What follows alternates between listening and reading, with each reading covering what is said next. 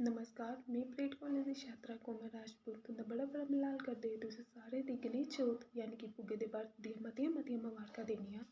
जि'यां कि अस सारे जानने आं, डुग्गर संस्कृति च विशेष महत्व रक्खने आह्ला श्री गणेश संकट चौथ भुग्गा बर्त सन 2022 ईस्वी च 21 तरीक शुक्रवार दे दिन ऐ। एह् बर्त मावां अपने जागतें गी बुरी नजरां बचाने, उं'दी लम्मी उमर, मंगल कामना ते ग्रह शांति ते श्री गणेश हुंदी कृपा उं'दे पर बनी र'वै इस करियै रखदियां न। एह् बर्त माघ मास दी कृष्ण पक्ष दी चौथ दी रक्खेआ जंदा ऐ। इस बर्त दी संकट चौथ, श्री गणेश चतुर्थी, तिलकुट चतुर्थी, संकटा चौथ, तिलकुट चौथ दे नांऽ कन्नै बी जानेआ जंदा ऐ। इस बर्त दी पूजा करने दी विधि कुछ इस चाल्ली ऐ।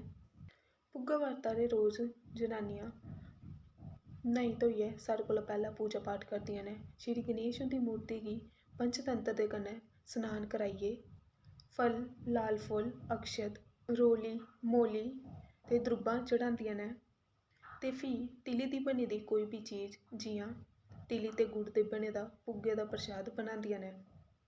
जेह्ड़ी जनानियें बर्त रक्खे दा होंदा ऐ, ओह् चन्न चढ़ने दे बाद अर्घ देइयै अपने जागतै दे नांऽ दा भुग्गा बक्खरा कड्ढदियां न ते कन्नै गै गन्ना ते मूली बी रखदियां न, जो कि बाचू कुलपरोता दी दित्ता जंदा ऐ ते फ्ही जनानियां अपना बर्त खोह्ल्ली ओड़दियां न।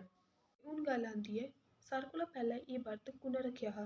महाभारत दे समें च श्री कृष्ण दे आखने दे उप्पर पांडु पुत्तर धर्मराज युधिष्ठिर ने संकट चौथ दा बर्त रक्खेआ हा ते अदूं दा लेइयै अजें तक्कर सारी जनानियां संकट चौथ दा बर्त रखदियां आवा दियां न। इस बर्त दे कन्नै होर बी बड़ी सारी कथां जुड़ी दियां न। डुग्गर संस्कृति च विशेष महत्व रक्खने आह्ला भुग्गे दा बर्त मौसम दे बदलाव कन्नै बी जुड़े दा ऐ। डुग्गर समाज च एह् मान्यता ऐ कि भुग्गे दे बर्त दे कन्नै ठंड जेह्ड़ी ऐ ओह् घट्ट होन लगी जंदी ऐ। चंद्रमास दी 2 चतुर्थियां आंदियां